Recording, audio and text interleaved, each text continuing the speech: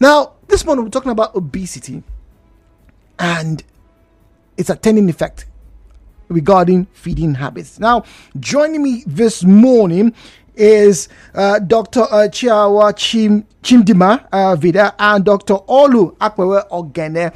Ladies, good morning to you.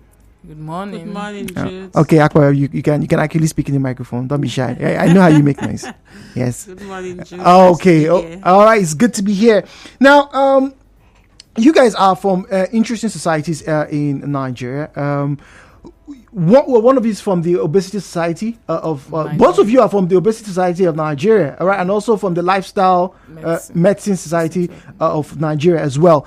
So why is it important for people to take this seriously? Because if pikin no fat, he never chop, he never head, he no be better pikin, not my pikin born this pikin. Why are you keen on letting people know the dangers of obesity? Akwe, I'll start with you. Okay, so for childhood obesity, which is where we are throwing light on today, we find that chronic illnesses we see in adults, elderly people, we are beginning to see them in children. Things like obesity and whatnot. So catch them young, you know, is what is playing out now. We need to catch them young. We need to keep preaching this gospel that, look, sometimes this obesity we see in adulthood, sometimes it starts from childhood, and we can actually do something about it now. We can actually curb childhood obesity if we work together, put our hands and our heart to it.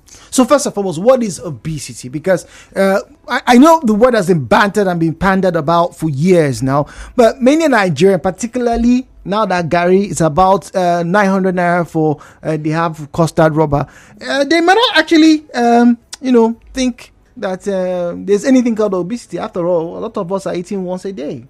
We're not doing well. What exactly is obesity, Dr. Chiba? Let me get to you. Okay, so obesity is actually the excessive accumulation of fat in the body. Okay, so when somebody looks big and you by just looking at the person, you say this person is fat. But before we say someone is obese, we have an objective way of measuring the fat in the body to say, okay, this person is obese. The common one you use medically is the body mass index, which measures the person's weight as against the person's height. So it's a ratio. So if the person's weight to the person's height in meters squared, okay, is more than 30, the ratio is more than 30 and above, we say this person is obese. From 25 to 29.9, say this person is overweight. So it helps us to objectively say, oh, this person is in the overweight range or this person is in the obesity range. So that is... Okay, all right. So for children, we talk about the percentile. Yes. Like when it's more than 120.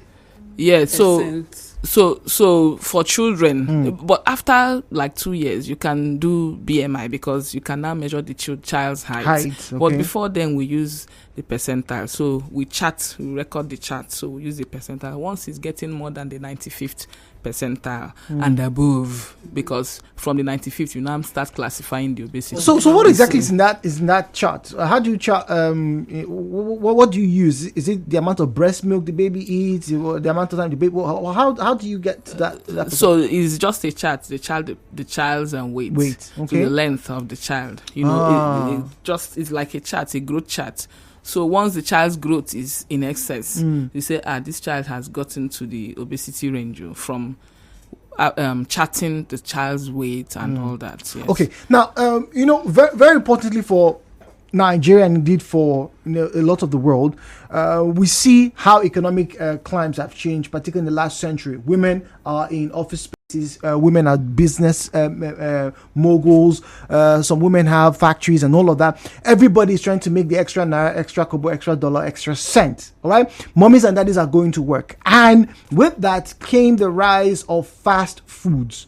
Now, every morning where I live, not far from here, every morning when I take a walk down to this place, all right, I get to see some parents who stop by one mama and buy bread and akara. And maybe bread and pap for the younger ones, and they put it. They ask the woman put 2 sugar, and they mix it and they take it. Right?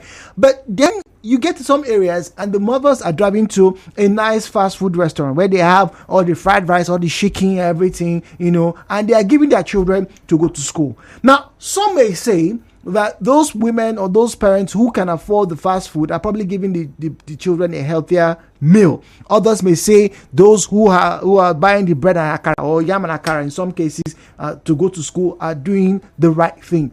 But how then do we know who and what is right? Particularly when we talk about undernourishment and malnourishment. Okay, so nutrition is a major aspect of our lifestyle. Okay, so people thinking they can afford the fast food, standard fast food, doesn't really make it right, because you see someone ordering fried rice and fried plantain and fried chicken, very important, and everything is fried. So in our plate of food, you see that this one is having excess calories. We are having fat and oil just in excess, and then we're having a carbohydrate in excess. So when you are taking all these calorie dense foods, you think you are doing your child right. If my child does not spend my money, who will? You are giving the child the wrong food.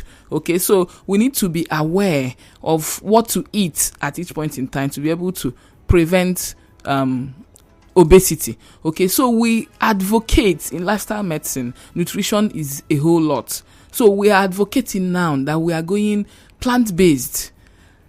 Are you saying in their whole form? Are you saying you want Nigerians who like chicken, who like iseu, who like meat, turkey and chicken and all those things, snails? Are you saying you want them to shelve all those things and only eat grass? Well, I think this is about changing our mentality. We say predominantly whole food, plant-based. Okay. So it's plant-based and in its natural form, and it's predominant. I said mark my word, I said predominantly. Okay. Yes. All right, so we'll get to what the doctors mean and shed more light very soon. We have a break coming up in just under 20 seconds, and we'll be back in 2 minutes and 5 seconds. When we come back, we get to find out who exactly is more affected with this obesity trend. I have stats for us, and we help the doctors to help us interpret those information. Don't go anywhere. Hello Potaka returns. You are tuned in to Nigeria Info. We'll be right back after this. The drought.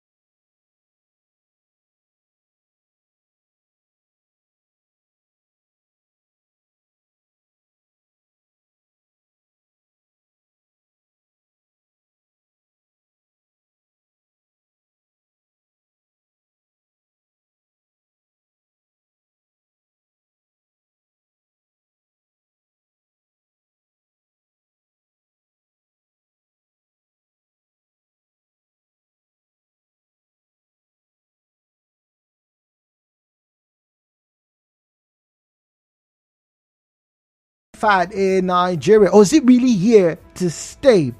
Once seen as a concern in more prevalent or high-income countries, low and middle-income countries are now reporting a record rise in obesity. About 70% of the globally overweight or obese people, nearly 2 billion people, now live in the low middle-income countries. And I don't know if it's sad or not sad now, but the fact is Nigeria falls within that category, with Indonesia having the largest amounts. Right, it is the country that has the most severe double burden. That means that you have undernutrition and now malnutrition burden very prevalent in Indonesia. It's also present here in sub-Saharan Africa. Nigeria is involved. My name is Jude. Welcome to Hello Potato. This morning we're talking about your health and indeed the business of feeding your children and yourself. Now, another important stats before me, which we're going to ask the doctors to interpret for us and see what their experience in the field has been, is that 15.7% of adult women 18 and above are obese, while 5.9% of adult males in this country are obese. However, that number is still lower than the original average. So that means it's there. Dr. Akpawagane and Dr. Chima, once again, good morning. Good morning. So this issue is here. It's no longer a myth. It's not something that we read in books or we see movies on television shows. It's now here in Nigeria in particular. Yes. It is. Now, do you agree with the report that there are more females who are obese than males? From your practice, from your everyday, Dr. Akwa, what do you think? Yes, from practice, from studies, females are more affected because we carry children in terms of childbearing, pregnancy, hormones, and all of that. So yes, I agree that obesity is more in women than in the Nigerian males here. Okay. Yes, but statistics show worldwide, generally, that women are more obese than males. Yes. Now, before the break, all right, we had Dr. Chidima say we should go on a predominantly plant-based diet. Whole food. All right, so we should not throw away our Isewu just yet. Okay, No. all right, okay. So we can still have Isewu, Nkwobi, and all that. But when you talk about plant-based, give us some examples of what you like more, particularly the children. For the parents who are listening, what they should be giving their children. You're saying those who stop by and buy fried rice, fried chicken, and all those things are not doing their children any service at all. At all. So what are the options? What alternatives would you want to have for them? Okay, so if we say whole food, we mean close to its natural form as much as possible. Okay, so if rice is processed, I know that the rice we eat here in Nigeria is processed rice. We are not opportune to have the brown rice in its form. So we can actually eat rice, yes, but at least in reduced quantity. Eat more of the foods that are more in their natural form. We can eat yam, we can eat maize, corn, beans, lentils, legumes, beans, potatoes. They are in their natural form, so we'll eat more of those ones. Legumes, we now have our vegetables, our fruits, and our seeds. Okay, so we reduce more of the processed food, the rice, spaghetti, noodles, and all that. So we reduce them as much as possible and increase the consumption of whole foods. Do us a lot of good. But like we stated earlier on, parents, these days are faced with daunting tasks of providing not just food and shelter, but talk about even health care. And in the midst of all of that drama and hustle, they may not have the chance and time. Like I said, I'm sure both of you have seen these things I described. Parents who are buying akara and bread for their children. In some places where I stay, there's a lady who comes out early in the morning. She's frying yam, and plantain with stew and beans. So some parents actually come pack their cars. They're buying beans, they're buying rice, they're buying spaghetti, all of that. And then obviously it's for their children to take to school. Whilst you may be supportive of that notion, they're meeting a need, but what do you want parents to do if we're critical about the quantity and the quality of the food that they're eating? It's not the parents' fault, is it? We need to make out time for everything, because the day one dies, it's all over. All the rush, all the hustle and bustle is all over. So we need to make out time. These practices, yes, we need to limit. There are talks about the quality of the oil that is used. Yes, I'm hearing about the spices because they will use a lot of salt to make it sweet. So if you are intentional, okay, you will reduce the rate at which you buy food outside. Yes. As much as you can. At least prepare the base. Maybe you can prepare the base and keep in your freezer. I mean, and then you now get, as when you are preparing for school, you just put vegetables and all that, and then you're out. So it's something we have to put a lot of intentionality to. Otherwise, we'll keep giving valid excuses, which will not help us. Okay, so now both of you are in the field, both for the lifestyle and obviously for the obesity challenge. Now, I made mention, and I can swear on a lot of people's great grandparents right now that we still have grandmothers and grandfathers who are breathing down the necks, right, and telling their children to give their grandchildren more food. Give them food. They shop. This speaking, when you small, you big pass this. So not be me give you belly. Not be me give you this. They shop. Give them. Put them inside. And then we've heard of mothers in particular having quarrels and fights with their grandmothers or their mother-in-laws or whatnot. Who come to do the regular omugo. Story came to me last year of a grandmother who took the baby when the baby was asleep from the mother and was giving this baby food more because one was convinced that the mother's breast milk was not enough, and so she had mashed something, don't know what it was, and was just basically with milk and just made this pikin chop. How do you tell parents, how do you mitigate this prevalence with our notion that more food means a healthier child? So the process of education is continuous. We need to keep reminding our parents. We need to keep, because what you're talking about, sometimes the mother wants to do exclusive breastfeeding and the mother-in-law or her own mother does not want to. So we keep educating them. Studies have shown breast milk for the first 6 months is better. We keep educating them. We don't have to fight them or fight with them, but it's just something you have to do. We can't let it go. We can't let it slide. You have to be firm and tell your mother or your mother-in-law, look, this is what it is. This is what is healthier. The studies have shown. Mama, it's not me. I'm not the one saying it. Studies have shown, because a lot of women, we doctors, we are not exempted though. We doctors, our parents, our mothers still tell us the breast milk is not enough. It's not there enough. Yes. So it's a continuous process. Yeah, and if we are firm, say, mommy, I know, but the world is changing and we know better now. Okay, so what's happened in your era is not what's happening now, and then you can't feed my baby with what I don't approve of. You have to at least be convinced with yourself that breast milk is enough.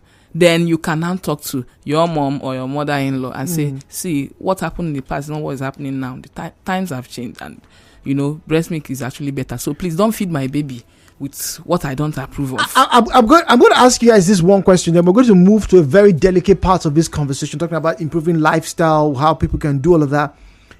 Some people have stated that our forefathers trained our parents and our forebears those ways, giving them whatever those meals, and they all survived and they lived to 109 years. How do you tell a woman, a matriarch of sorts, who has fed maybe 200 children in her lifetime, that this thing that she's giving to your child, right, is not good? How do you convince them?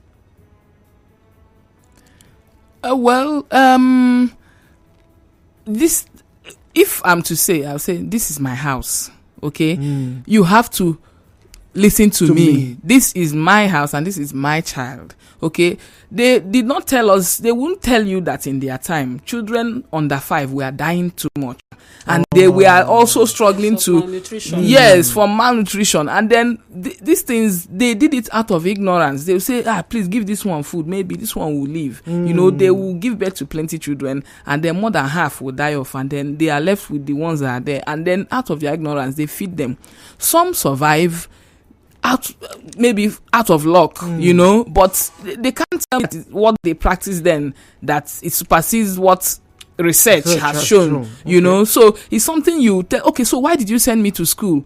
They may have gone to school or something, but if you believe that school is the future and you sent your child to school, you should be able to also have an open mind to accept what I have learned, the effects of my schooling, what the effect on my day-to-day life. You should be able to accept that. After all, you sent me to school. I know better than you now. So you have to have a way to convince your parents. I mean, yes. Okay. And some of our parents are educated and professors and exactly what not. Well, we still have to convince them. Because we still have to tell them. Because even the educated ones, yes, I don't know what it is about being a grandparent. It seems there's a different code that gets to be switched on. Oh, there is.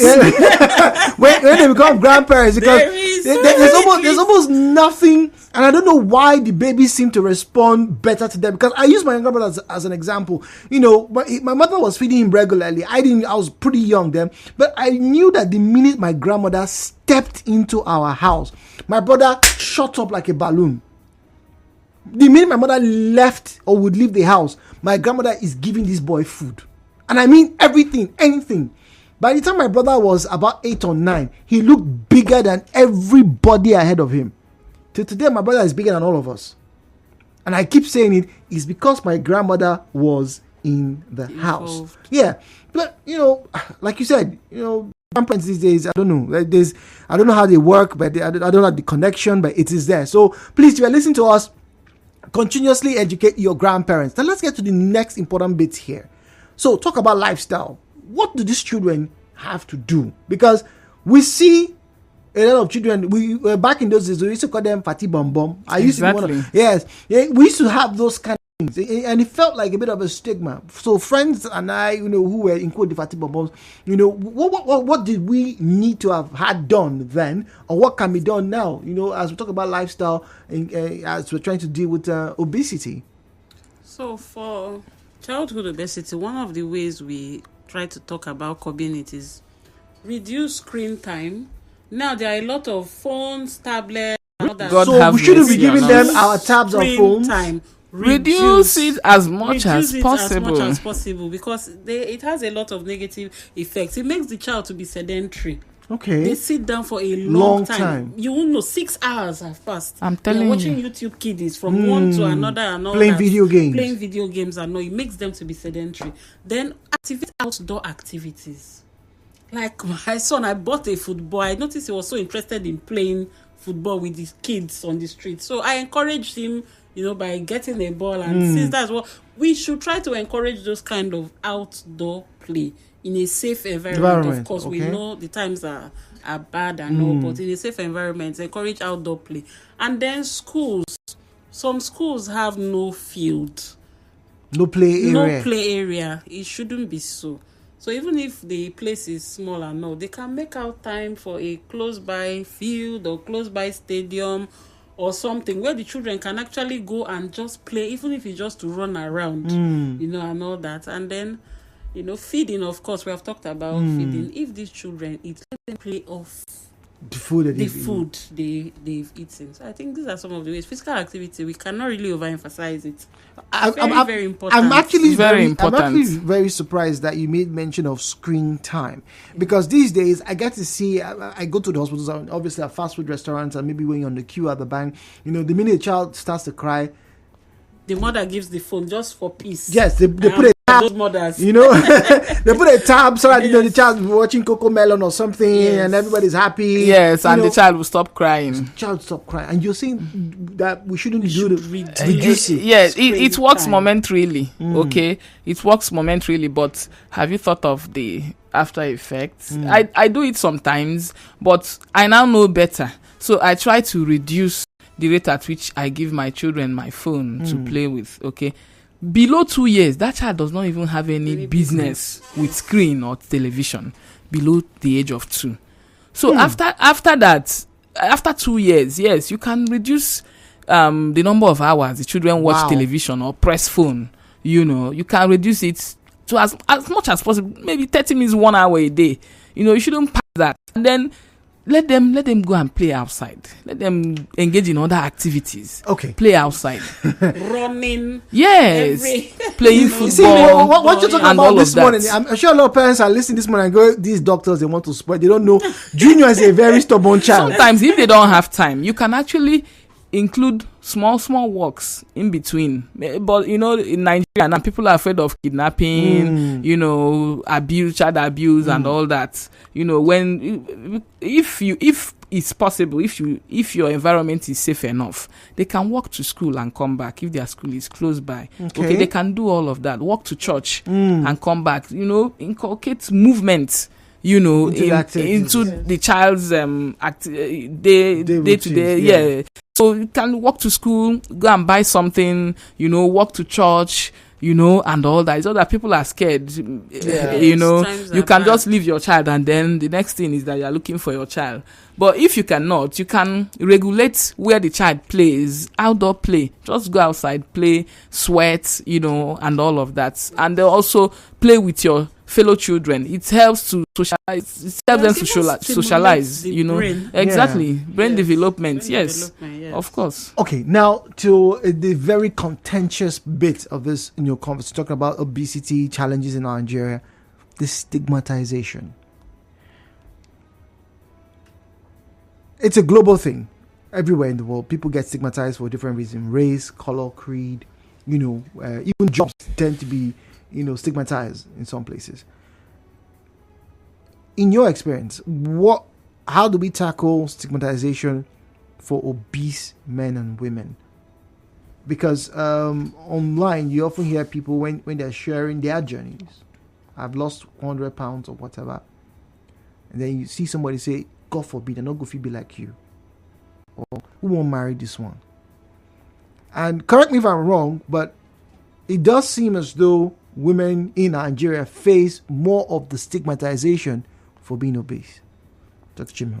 Okay, stigma is a whole lot of issue right now. Okay, we should understand that that's why we are creating this awareness. Okay, if you know more, if you know better, you will do better. Do you understand? If you know from the cause of obesity, it's not entirely the person's fault, because this is coming from the interaction between the family, the genetic.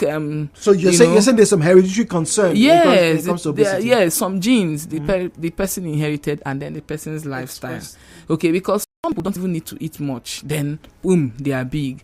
So it has a whole lot of interaction between family history and lifestyle. Okay, so if we understand that the obese people may not have intended to be that size, so you won't stigmatize. Okay, this I see a lot of it everywhere. Even when I'm in a transport and then somebody wants to enter and the person is big. Oh, God driver, they fit arrange your passengers well. I go bring this prime person, make come sit here, make the person they press us. I'll be like, oh God, have mercy. Wow. And then it has made a lot of people to be withdrawn, and they can't even express themselves. They are just there. They say, well, I don't know what I'll do now, and people will just start because of my size. They are just there. Depression will set in. They are just on their own. They are sad because they can't even interact. So I'm saying, this one big, so they are just withdrawn.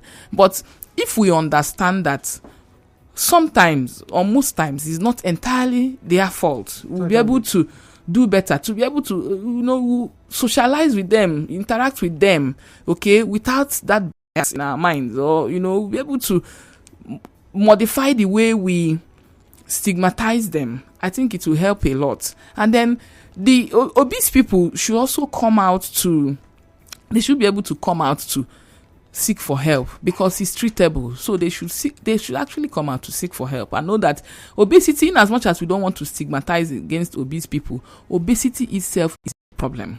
Health-wise is a serious problem, okay? Because why are we shouting? Because of the chronic diseases that are the long-term effects of obesity, and it reduces one's lifespan and it reduces one's quality of life. So it's not just about talking about it and telling people not to stigmatize. Obese people should know that it's treatable. They should come out and look for and seek for help, and then they should not be seeking for help in their neighborhood.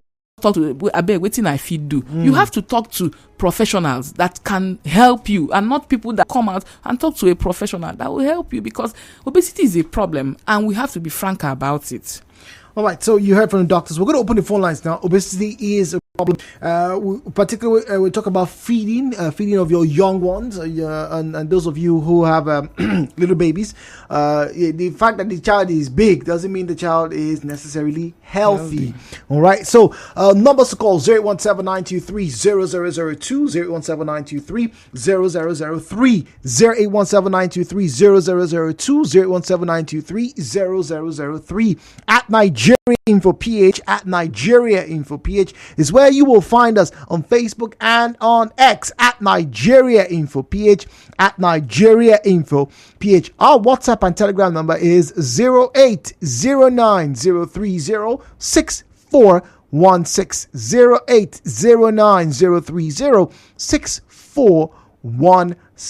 As always, please turn down the volume of your radio set and keep your comments civil. If you have questions, you want to engage with us this morning, we would love to hear from you. The views and opinions shared on this program do not represent the position of Nigeria Info FM. Nigeria Info, let's talk.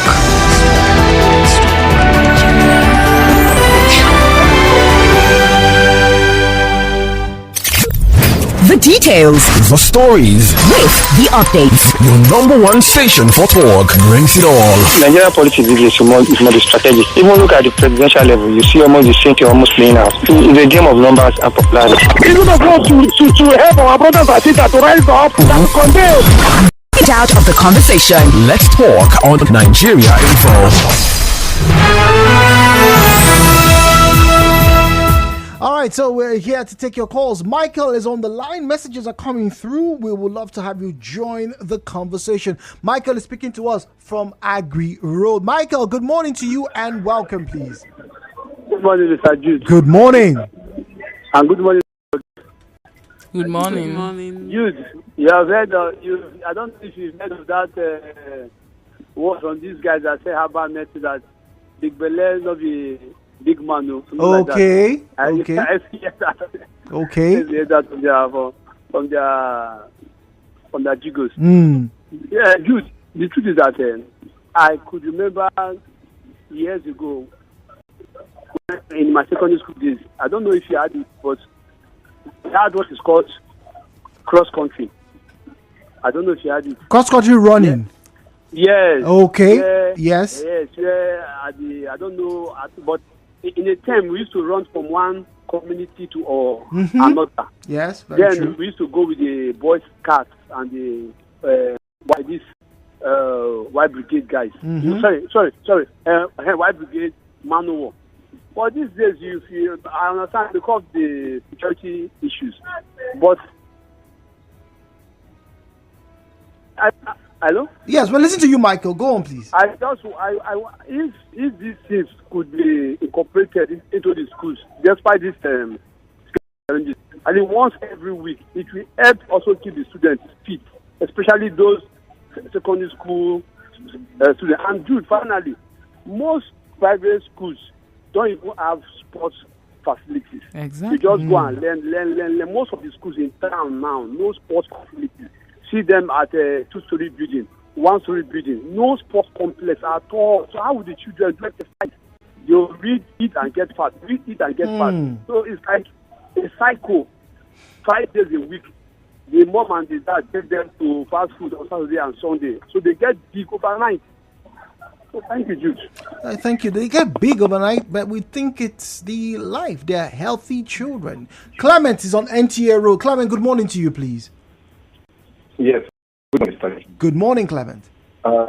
Interesting conversation. I think you focused on the children the more, and what we know, children will always do what they see, and most of our parents are not typically exercising or engaging in activities. Because trust me, if our parents do these things, I believe the children will definitely see and copy. Like they say, monkey see, monkey do. That's on one side. And that insecurities and all that.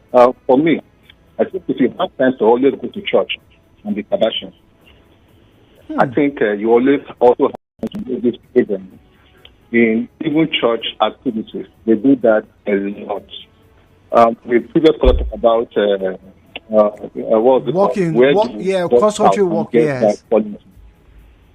Now, in those days, we know what the Boy Scout activities do, and if there is no Boy Scout activity the way it was then, I think we should start looking at how we can bring the Boy Scout activities and, making it in a way that it will be interesting. We know that times change, and the way we embrace it then is not how it is now. And if we innovate the ideas a lot, like we believe the children, we want to key into it as well. Okay, all right, Clement, thank you very much. Gabriel from Elena, well, I have a minute for you. Go on, please. Hello, Gabriel. Yes, good morning. Can you hear us, please? Yes, good morning. Yes, go. Yeah, good morning. Good morning.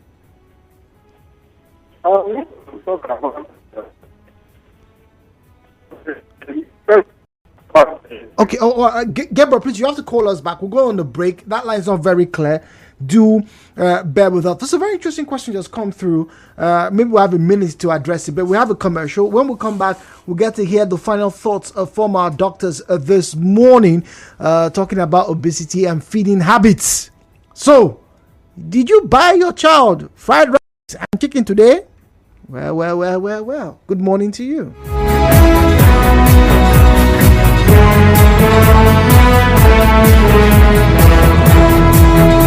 To thrive in a fast-changing world. Tune in to 92.3